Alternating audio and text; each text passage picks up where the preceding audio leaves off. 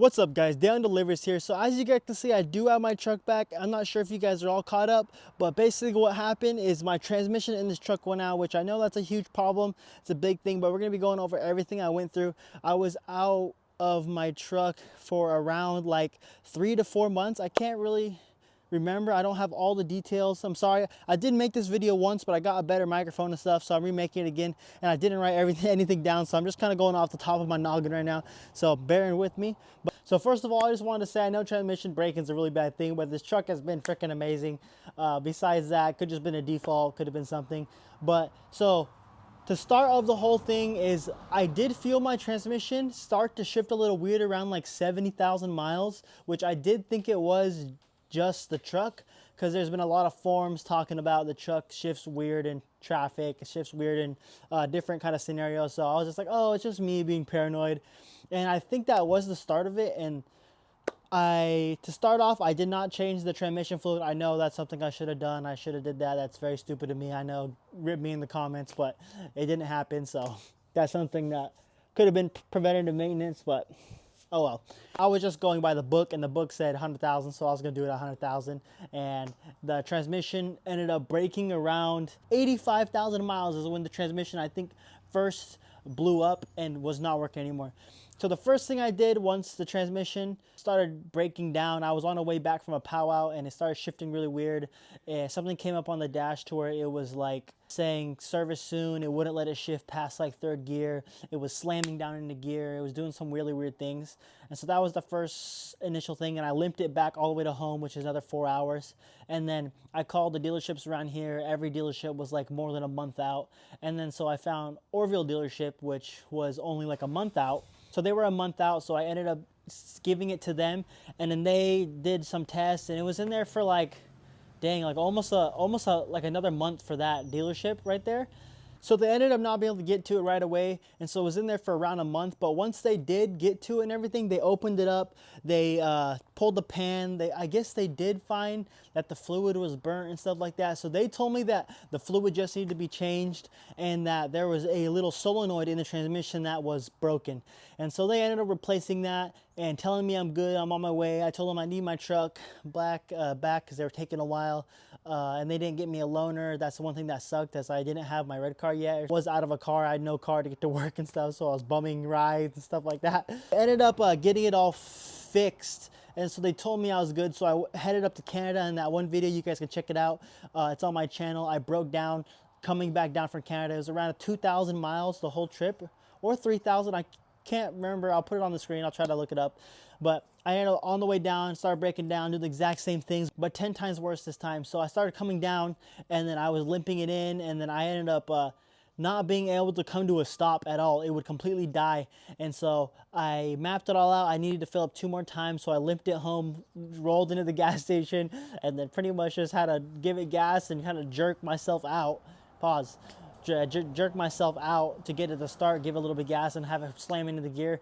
And so I ended up getting home. The truck sat for a while because I was just trying to figure out what dealership to take it to. And so I ended up getting in contact with Calusa dealership, and they were around, they were even farther out. I think they were a month out also, which is crazy. Everything's out. The one here in Reading, they were out even farther, like 2 months, I believe. So once it got into Calusa dealership, this is where stuff actually started to get pushed along. And Calusa is a small dealership. They did take a long time to fix it.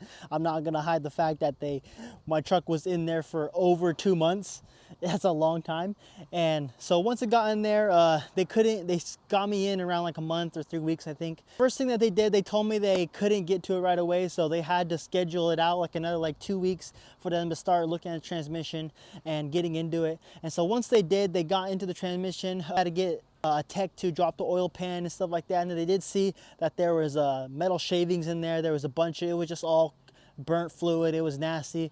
Right then and there, they kind of knew it wasn't just gonna be a little repair. And then the thing that really sucked is that their technicians, they only have a few technicians there, I guess, and he had to take a break. I don't know what happened. He went on a holiday or something like that. He ended up taking a break, so I had to wait a while because they had to schedule a cause cap. They had to schedule another time to actually get into the transmission even more, past the pan, and be able to get into the transmission to see what else is wrong. So basically what a cost cap is they go through, do some tests on the transmission. Basically what they do in a cost cap is they prove that it's more cost effective to replace a transmission than to actually fix a transmission with like little parts and stuff like that. So once they got in, that was another like 2 weeks past the pan drop. And so they did that, and then they ended up getting the cost cap all going and stuff. And this is me hounding them. I was calling them damn near every day, trying to figure this out, trying to get someone to get on the transmission, because I had a truck this whole time. This is around like 3 months in already, and so it's like another month till it gets fixed. So that next 2 weeks passes, or 3 weeks, and they get the cost cap going, they get it all done, and I get approved for a transmission. So I do have the extended warranty. I have the extended warranty up to around 110,000 miles, I believe. I believe that's all. So if anything else goes wrong, I hope it happens before 110,000 miles. Once the cost cap got approved and stuff, and I got approved of the transmission, they were able to order the transmission in, and they had to order extra parts for that.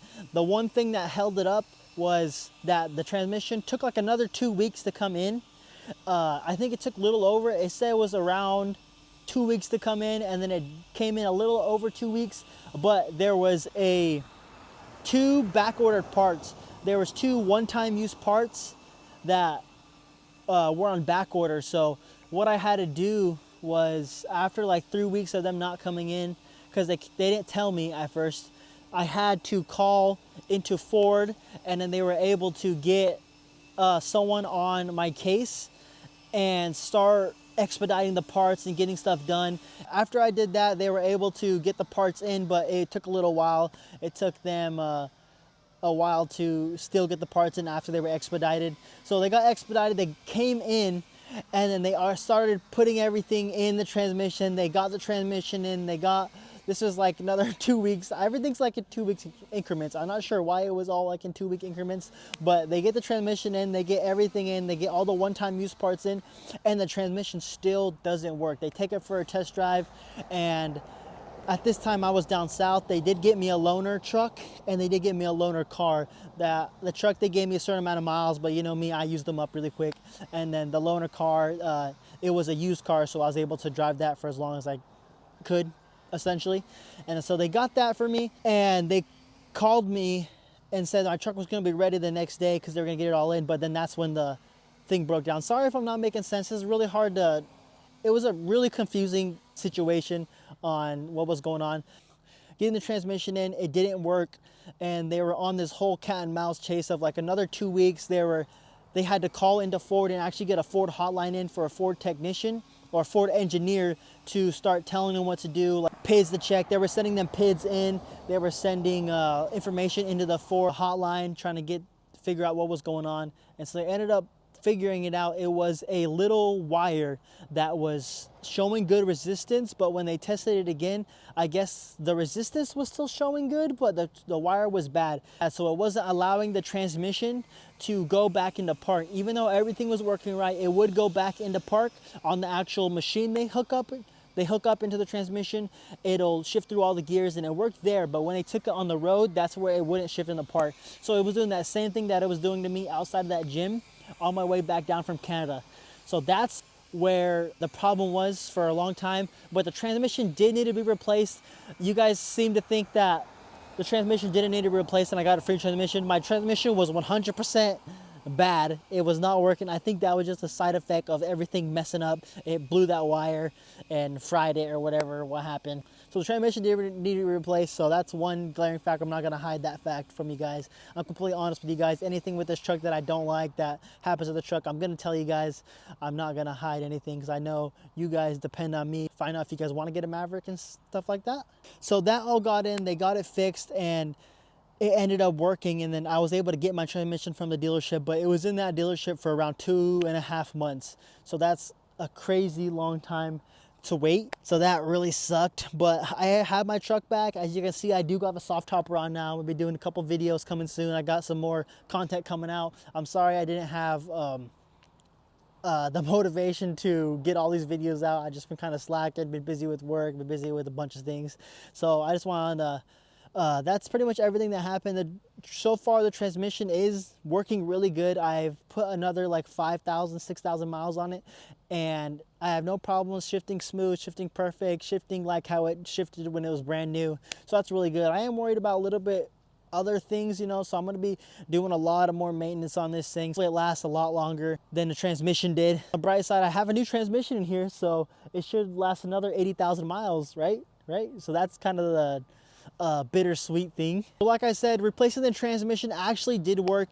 It shifts buttery smooth now. It was a big headache and it was all covered under warranty, so that was a good thing. If you guys do get a Maverick, I do recommend getting the extended warranty. It's just a little few extra $1,000. It'll give you good peace of mind up to around 100,000 miles. So I think I have the highest one. I'm not too sure, but let's pray that it goes way past that, and this was the only big problem with this. So it's kind of everything. The truck's been super good. I still love this truck. Her name is Flipper. Make sure to comment down below on anything you guys want to know about the transmission or what went wrong. It was a big headache. It costed a lot of time, a lot of money for me, not necessarily paying for the transmission and the labor, but just being inconvenienced and stuff like that. And one cool thing Ford did is it's a bit bittersweet, you know. They gave me free oil changes up to like 40,000 miles, so I get every like 5,000 miles I get a new oil change, so which is nice, and I get free multi-point inspections, and that's all. But that's only, what is an oil change at a dealership, 100 bucks, so that's not really much as I wanted, but it's really nice just to have, you know. And I got some more stuff on here that I'm going to show you guys. But yeah, I just want to thank you guys for watching. This is everything that happened with my truck. I'm sorry this video took a long time to come out, but yeah, I just want to thank you guys. You guys all mean a lot to me.